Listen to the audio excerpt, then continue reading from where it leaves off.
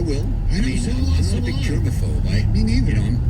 So I don't know that that's going to necessarily change, but I think some people will be like, that they're going to be a little bit more leery for those things, right? I agree. I totally agree with you. And, for the kids, I still think many of them, they know what's going on, but they think everything's going to turn out, which I think eventually everything will turn out. The question, you raise a great question, what it's going to be like when life does eventually return to normalcy. I'm sure, like anything else, there will be people that'll sit there and say, I can't believe we have to do this, enough with the washing the hands. Just like I'm sure there are people that sit there and say, do we really have to take off our shoes when we go to the airport? Do we really have to do this stuff again? Yeah. And, it's become part of, security at the airport. For those of you who fly frequently, it's like human nature now, but before it wasn't. And, it used to be that you could go to the gate even if you weren't flying. Yes. If your wife was flying, you could go with her to the gate, wait with her until she got on the plane, and then turn around and walk back and get in your car and drive away. I don't know about you, but I remember when I was like a little kid, before I even flew, my parents took me to the airport, and we went to a gate, and we watched the planes, come in and take off. It's a cool thing. I loved watching the airplane. Right, it was a cool thing for a kid to do. You can't do that anymore. And the whole shoe thing, if you think about it, was just one guy. The guy Reed, what was his name, Robert Reed or something, Reed. He had the Richard Reed. He had the shoe bomb. If that never happened, we would have never had to take off our shoes. Yeah, you're right. Heather, you've been kind of,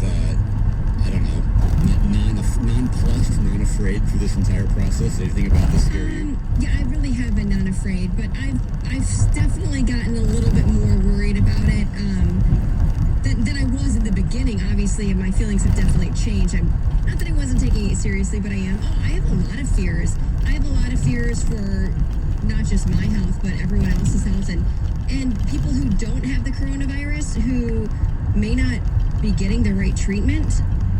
I'm fearful of that people that have other symptoms aren't getting the treatment they need because they're either being told, hey, just go self-quarantine, when in fact they don't even have it. They have something else that needs immediate treatment. They're not getting it. I'm worried about my parents. I'm worried financially. We just bought a brand new house. Are we in over our heads? Are we going to lose our job? I mean, I've got a lot of things I think about. I just try not to dwell on them so that I don't sit in a pile of fear. Do you know what I mean? Yeah, I would just sit and worry about everything. So I'm definitely worried about things for sure. I'm just trying to, take it one day at a time and do what I can, Yeah, no, that's all those are very valid things. I think given what your husband does for a living, you guys will be financially stable for a long time. Yeah, I would especially imagine with more and more people working at home.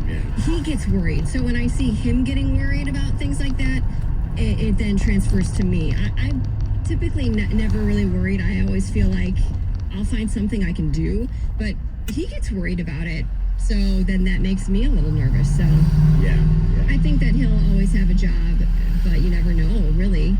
So yeah, there's a lot out there. There definitely is, and it's specific to each person for sure. It's 7 o'clock on 97.1 The Ticket. Coming up next, we're going to go back to sports and ask you, what is your favorite championship team of all time? 248-539-9797. Right now, though, it's time for a sports update with our man, Tony Ortiz. 97.1 The Ticket. WXYT FM and WXYT HD1 Detroit. The radio.com sports station. Sports headlines. All day, every day. This is 97.1 The Ticket.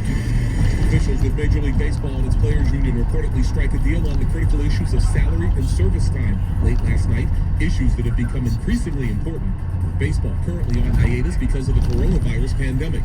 That agreement also lays out the framework of training camps opening in mid-May, with the regular season beginning in early June. In addition, the two sides reportedly agreed to extend the regular season into October, playoffs and World Series into November, with some postseason games this year taking place at neutral sites because of possible weather issues in both the East and the Midwest. Meanwhile, in a memo issued last night, Commissioner Roger Goodell says that the NFL draft will continue as scheduled beginning on April 23rd. There had been talk in recent days, as well as a recommendation from a subcommittee of 7 current NFL GMs, that this year's draft be delayed until later in the year. In the Statement released last night, Roger Penske confirms this year's Indianapolis 500 has been moved from May 24th until August 23rd. Barring any more movement, the first race of this year's IndyCar season will be the Detroit Grand Prix, which will take place on Belle Isle, Memorial Day weekend.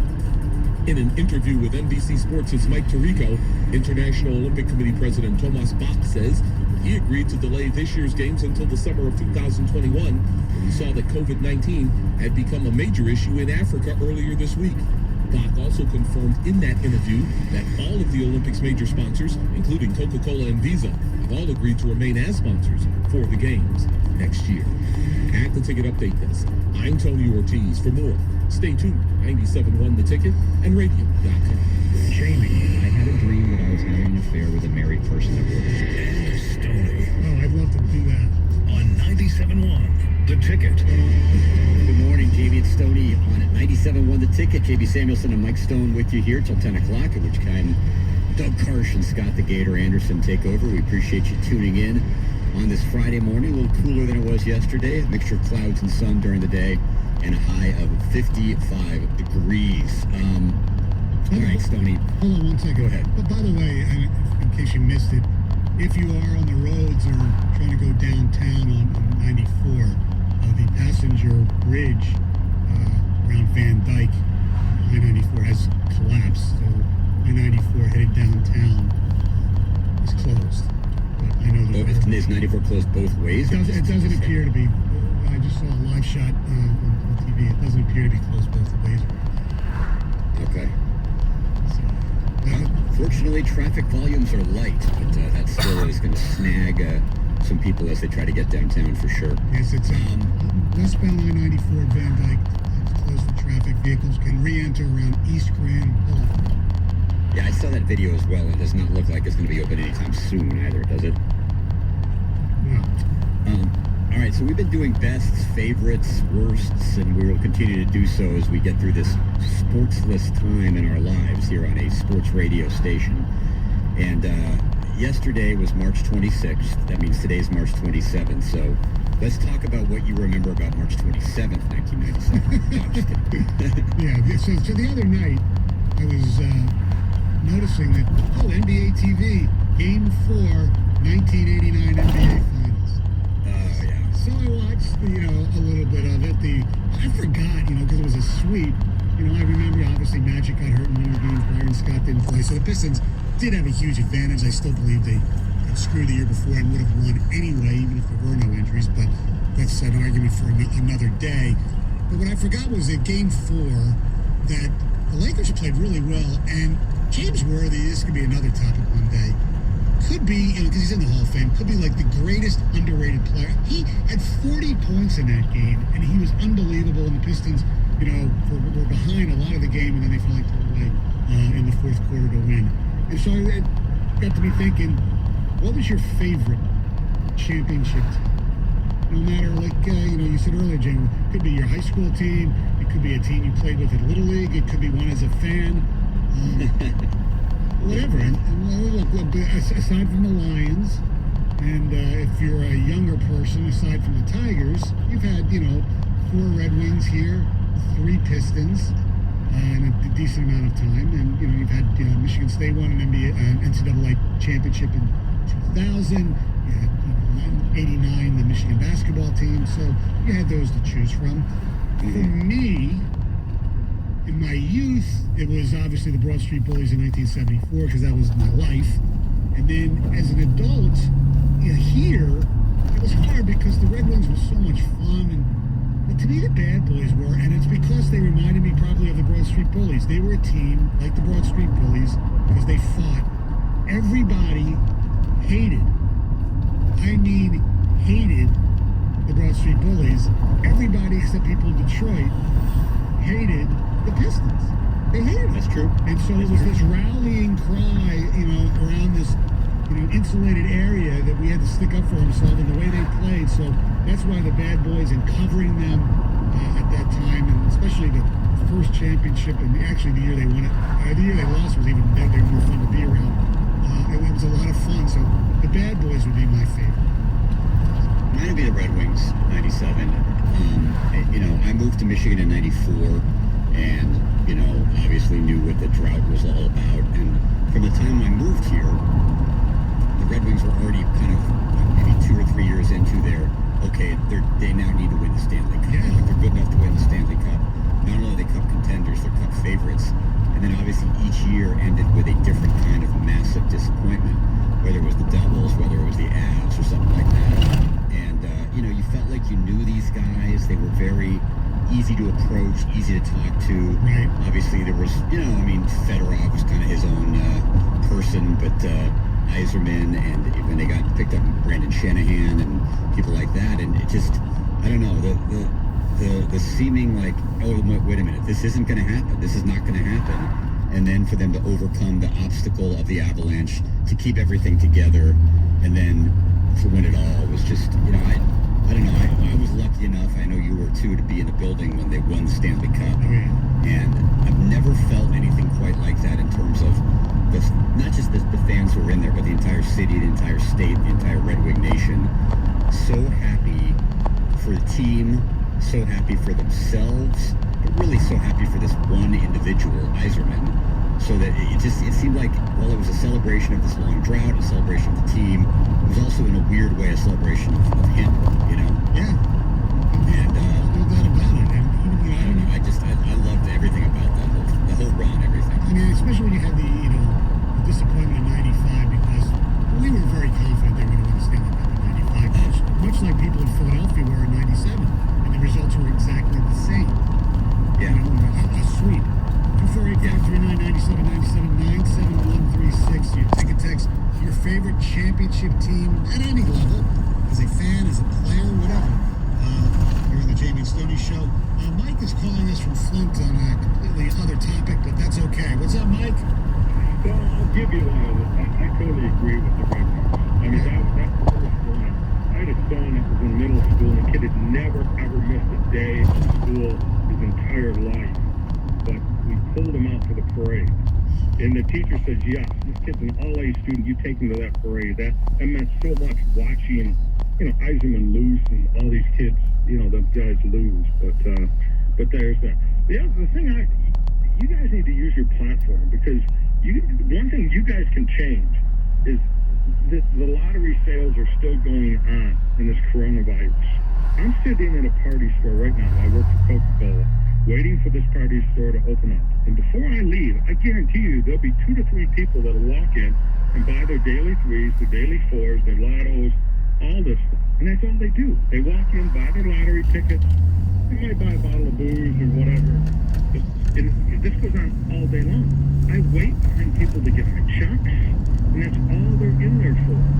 The state has to shut down this, because we're not allowed to go for a drive. I watched that last night. If you're on a motorcycle, you just can't get on your motorcycle and drive.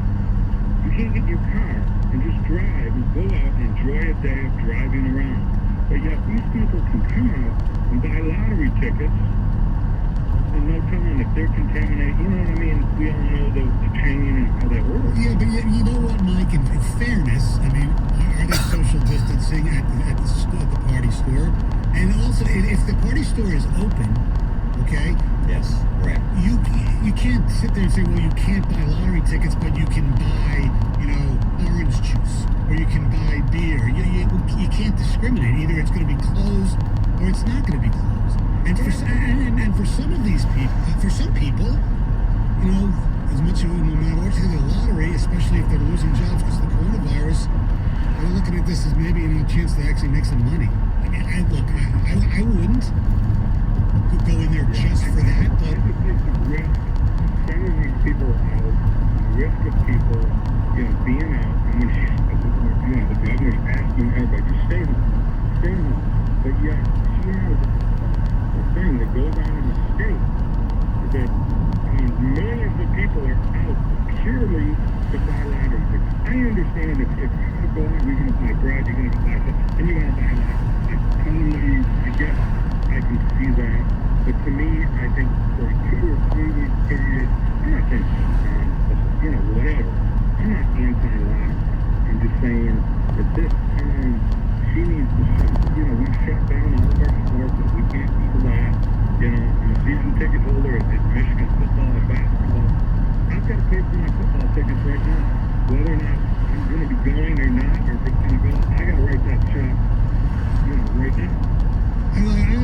what you're saying, but I don't think you can discriminate. If the store is going to be open, and a lot of these stores are open and also have gas pumps as well. If they're going to be open, buy anything, you can't say, well, you can't buy lottery tickets. Can you, Jamie? I mean, to me, you can't do that. I agree with you, and I think that the last thing that the governor or anybody should be doing now in these times is to shut down or limit any type of economic transaction. Yes. Right.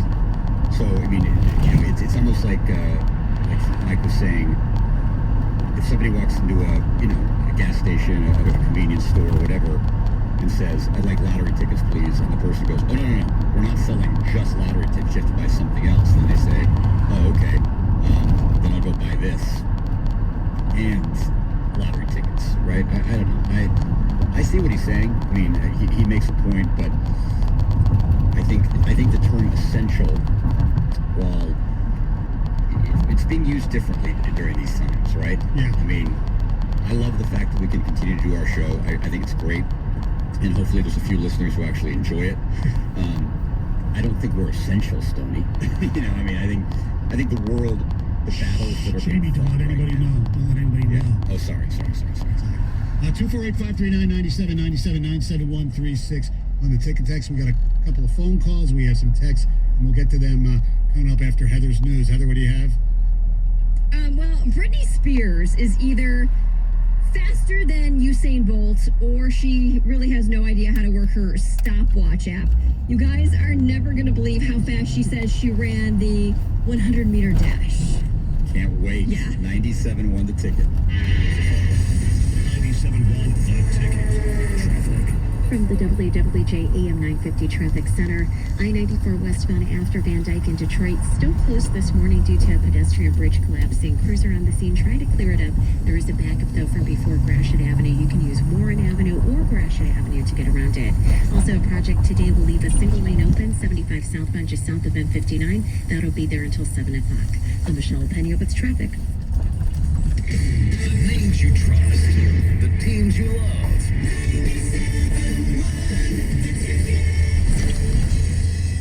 Is your bank, brokerage, or insurance company trying to sell you an annuity? Don't do it. They have very limited access to the highest rates available. You need solutions, not someone pitching you a product. Join Joe Uplegger for the Save Money and Income radio show right here on The Ticket, Sundays from 7 to 8 a.m. Bill Brown Ford in Livonia, as requested by the state of Michigan, will be closed until April 14th. For the safety of our customers,